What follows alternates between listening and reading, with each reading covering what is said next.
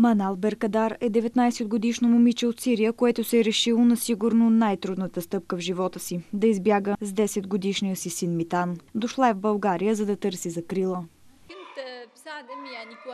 Почти от 1 месец съм в България. Буквално избягах от ислямската държава Сирия. Първо избяга моят съпруг. Той е тук от около 8 месеца. А моите родители вече са в Турция.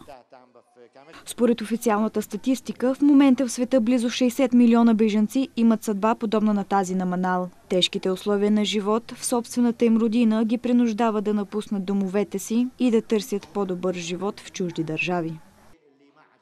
Вие ме попитахте какво става в ислямските държави. Има само разрушения, убиват, изгарят, затова хората бягат.